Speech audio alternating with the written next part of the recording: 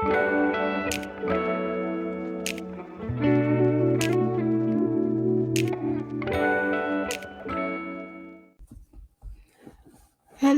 everybody. Thank you for joining me. So, I am actually going to try and record this all in one shot and do a quick review.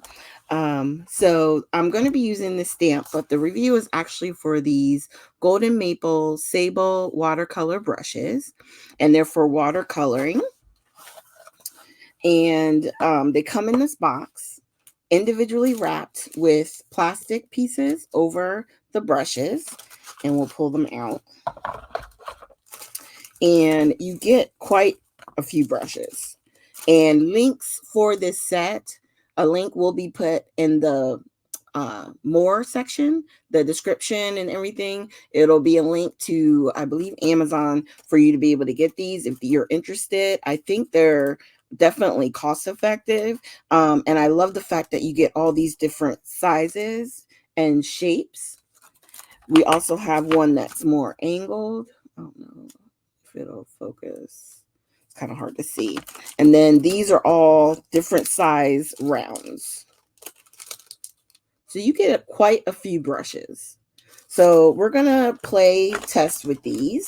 And I'm going to use my Tim Holtz or Ideology and Tim Holtz, Stamp Anonymous, however you want to call it, stamp sets. I love these flowers. So we're going to stamp them and then color them in.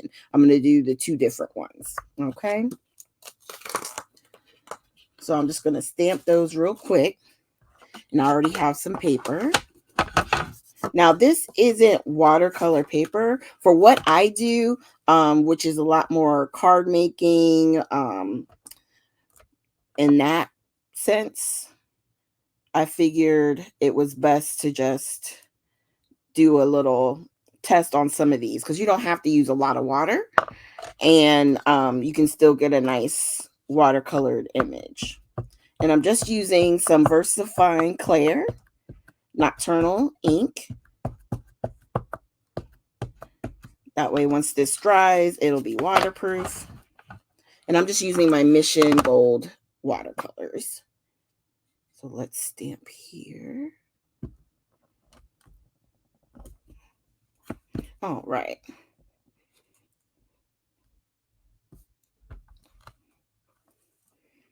Oh, that's pretty good. Okay. So we got this one. And then we'll do this one.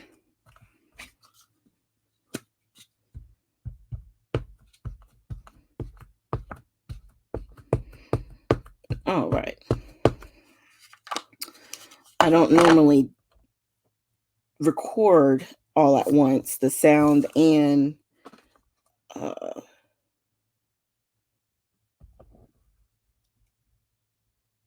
the actual video recording. So sorry if there is some moments of silence because I'm just trying to focus to make sure I get even pressure. And we'll talk more while we're playing with the watercolors. Oh, that'll be fun. Okay, so these I'll clean up later. So with the Mission watercolors, they come in tubes, and I basically squeezed the color into each of the pails. And then I want to say it was either Christina Werner or the other lady I follow. She does her channel is called Prairie Paper and Ink, and they have these basically like swatches done where you can see each color. So it coordinates with the entire shape of the tray. And this does come with the whole kit and caboodle. Okay. And then I just wrote the name of each of the colors so that way I know the name of it. And if I ever need to refill a square, I know where to go. So I have a glass of water, and it's a little cloudy because I did use it with some glitter stuff. So it's just, yeah, it's a little cloudy. But we're going to work with, I'm going to use one of the smaller brushes. So this is the size 6. And when you first take it out, it is crunchy. Well, not crunchy, but it's hard. But you can break it. Okay. And then we can put it into the water. And I'm going to grab some of this darker color here. And the good thing about watercolors is you just reactivate it with water. So we can go in here. And like I said, I'm not trying to make it super wet because I know that this isn't the type of paper I got, you know. I know it's not watercolor. And then we can just add a little bit, maybe make this a little bit lighter.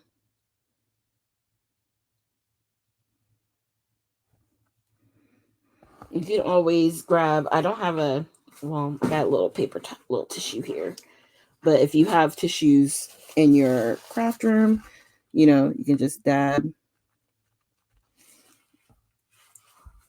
And see, doing that, it created a lighter version compared to like when I did full color. And then I put a little bit of a darker amount of it right here in the shadow.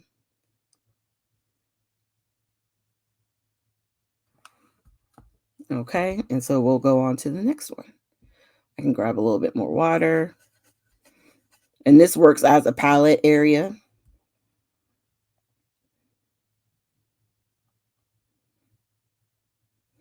We're just going to color in.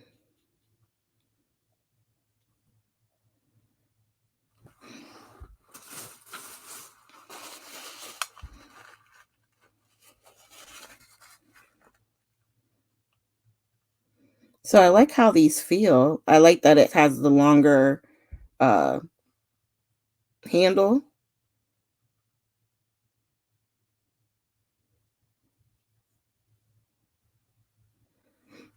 And then if I want to get a little bit more of the actual paint, so that way on the inside here, I can make it a little bit darker to give some contrast. You know what I mean?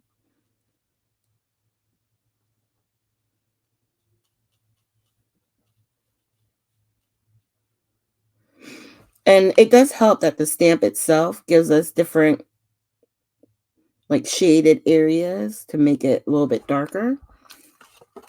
But again, you can see. What's the other one? Now to me, this one, like this, would be better for like backgrounds, right? So again, you can see it's very, which most good brushes do come like that. And then as you use them, it'll soften up like this one has. You can see when I first played with it, it was very crunchy and hard. And now that we've put it into the water a few times, it's loosened up. This is actually probably one I would use the most, to be honest. Because it's like the perfect size brush for what I'm trying to color.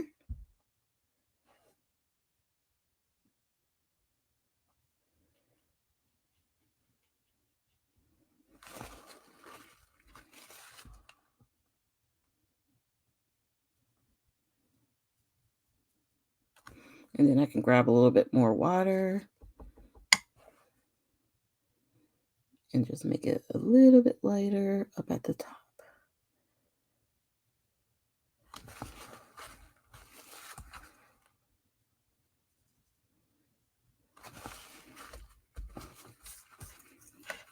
And again, just building up color, creating shadow, following the stamps already etched, you know, areas showing possibly a shadow area.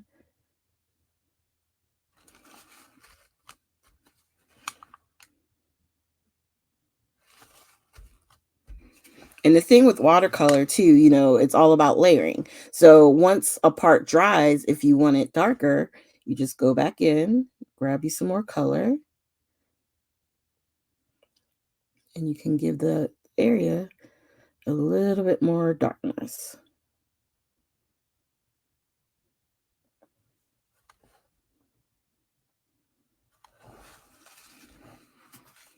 Okay.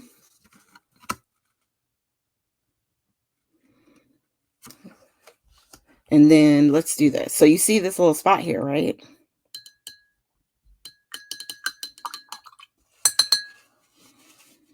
We're going to wake that up with some water.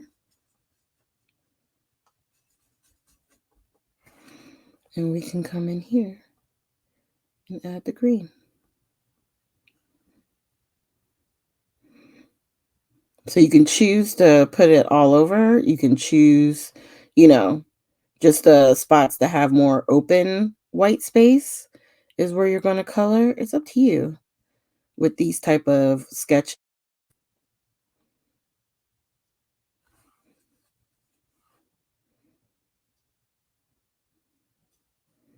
But yeah, I like this brush. I got a favorite already. I may have to play with one of the other ones. But I really do like this size. But, you know, it's because I also have smaller hands. So for me, this type of size does work better. And it goes right back into the shape. Like if I put it out of shape, as long as I roll it in the paint, it shapes right back up again. Because it was a little crazy there for a second. But all you do is slowly twist and it goes right back to its shape. See?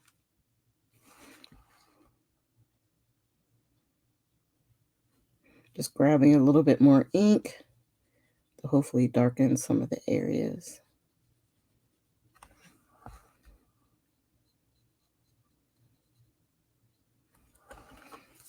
And there you go. There's the green. Got to get that little spot.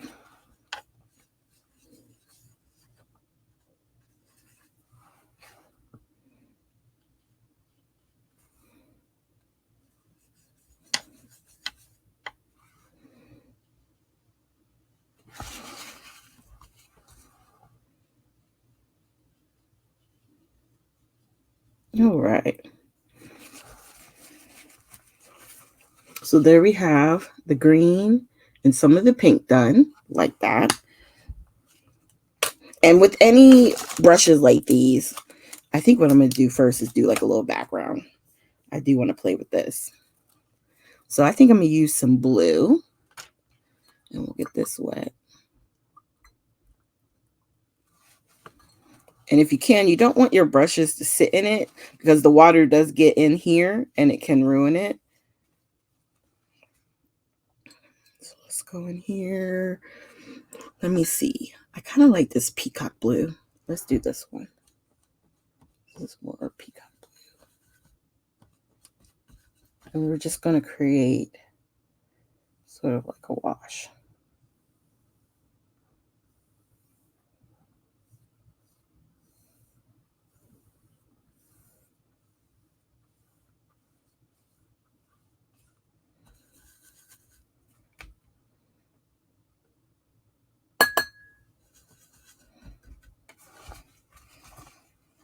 Try and go lighter down here.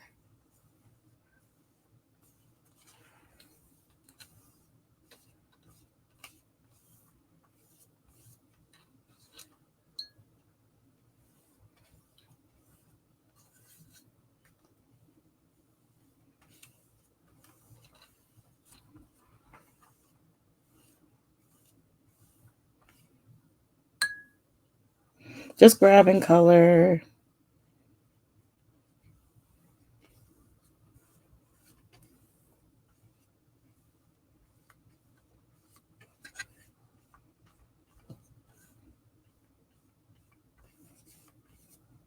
Then we can go in, grab some more. And I think for this, I'm going to go to the very tippy top.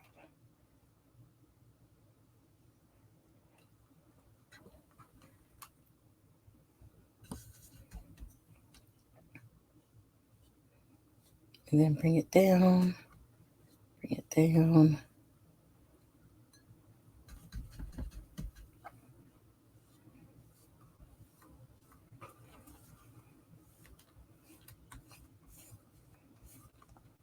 So I just want to create sort of like an ombre. A little bit of an ombre. Okay. So now what we're going to do real quick.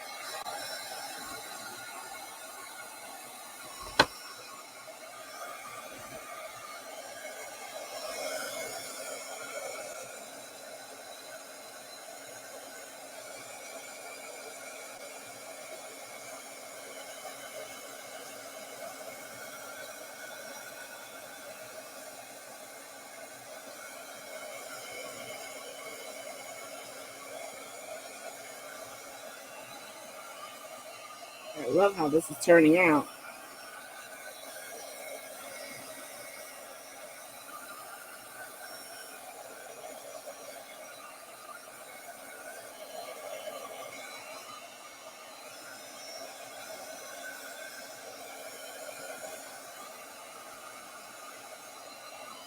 Okay. So we're drying it. Okay. And that's done. Should we play with another one? Let's see. This one looks like it might be a little bit bigger. This one is around 8. So the first one we used was a 6. Let me get rid of these. Because I do like these. These will go into, I have a container to my left that holds all of my like tools and stuff that I use. These are going to go in there some way, somehow. Because I like that they're thin. They fit really well for my hand. So yeah.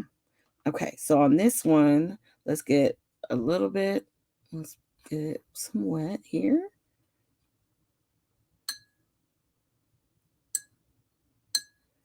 We'll get some of this green. Maybe some of this green.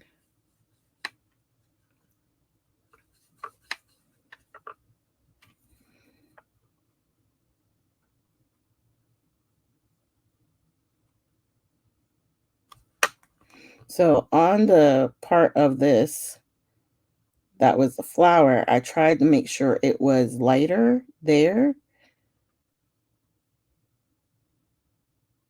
So that way, if we lay some color on top of it, it doesn't reactivate the blue underneath per se.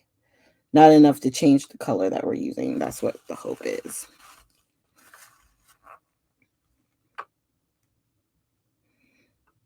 Okay, so there's the green. Okay. So on this one, maybe we should use some orange. I'm going to use some whatever. This color. Ooh, it's nice and bright. I like that.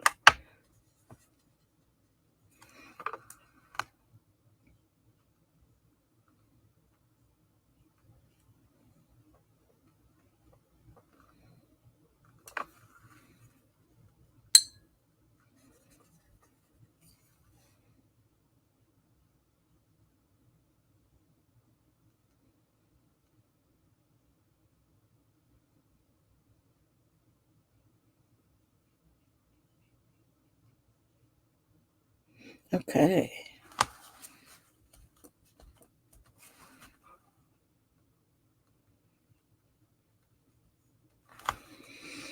And we can do the building up of color with this too, you know? Because I know sometimes the blue is still going to kind of come through. And if it makes it a little bit too dark for you, just let it dry some and then go back in with the color on top. And you just keep building it up.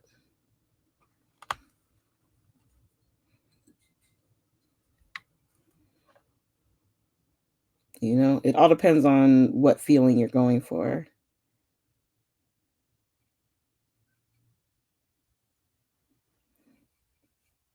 I'm just going to try and color this one real fast. Ooh, wrong color. My bad.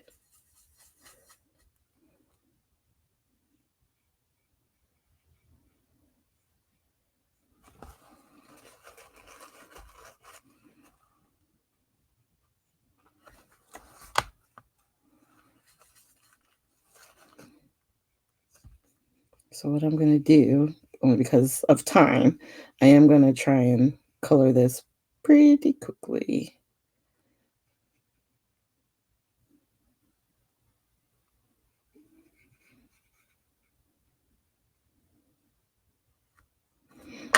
Okay.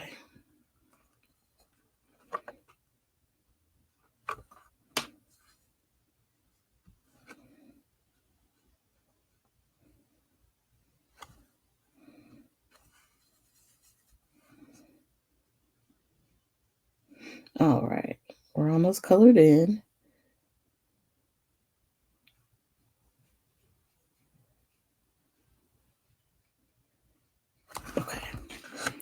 So that's everything colored in on the one layer.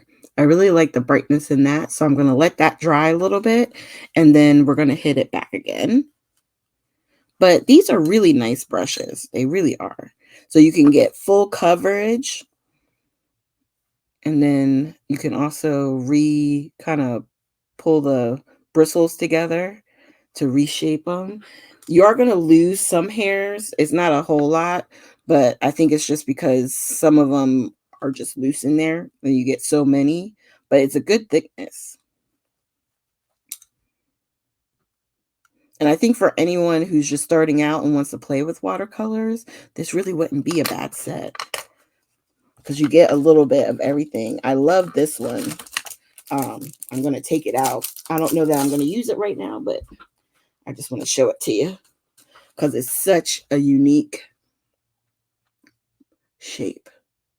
See how it comes into a point?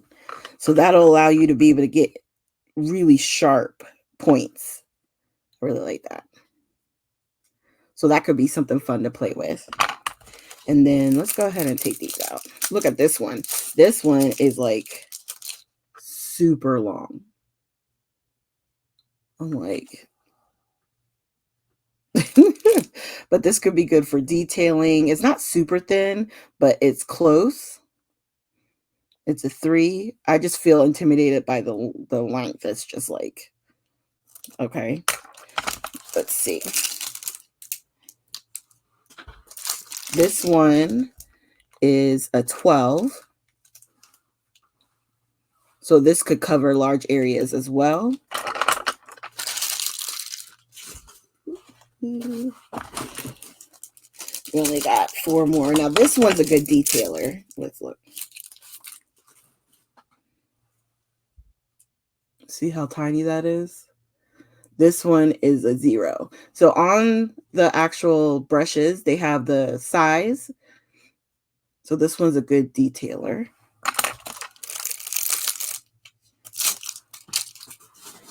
This one is a 6 square. I like that. I'd already broken that one because I think I played with it when I opened it. Just to see. And then we have the 10 round. And then this last one is a 3/8. Yeah. Now this one is another one of those, I'll call it a funky shape. Do you see that? So you could do like, if you wanted straight lines, you know what I mean? Because this would give you a nice edge. Because of that right there. I'll show you. That one. This one is such a cool. I want to see what it looks like myself. Okay. Let's just play with it.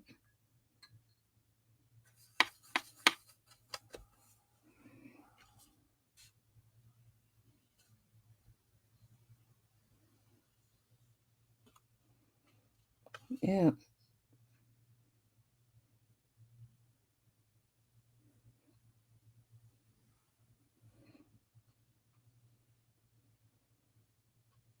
This one would be fun to play with. To see like what you could create.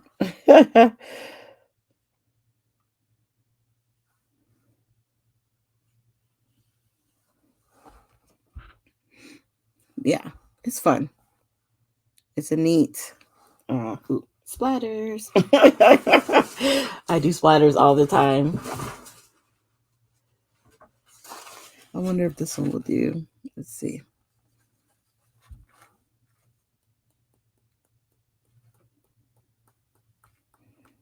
Yeah, if it's wet enough, you could get some splatters from it.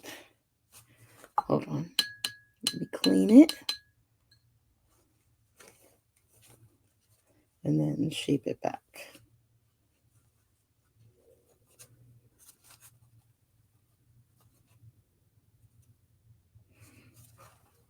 Okay. Well, these could be fun.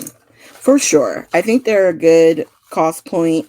I don't think you could go wrong with these. You get a lot of different sizes and options. And like I said, I like the lengths of the handle. I think they're comfortable in your hand. They're not too long, they're not too short, and they're a decent size, you know? Yeah. So I would highly recommend, like I said, if you're someone who wants to get into trying watercoloring and you're just not sure like what set to start with, this would be a good starter set. It really isn't a bad one because you have the size 6, which is a good size round. You have the 0, which would be good for any type of detailing because it's nice and it's a very thin, so you can get in and do, you know, smaller line work. I didn't wet it. I just grabbed some color.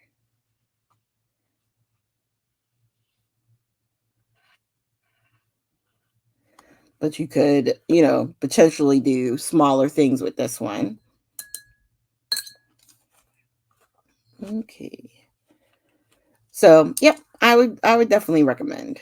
Okay, so take a look at this. If you're interested in getting a new set, the link is down below in the more section. I appreciate you guys taking the time to look at these with me, and I will see you guys with my next video.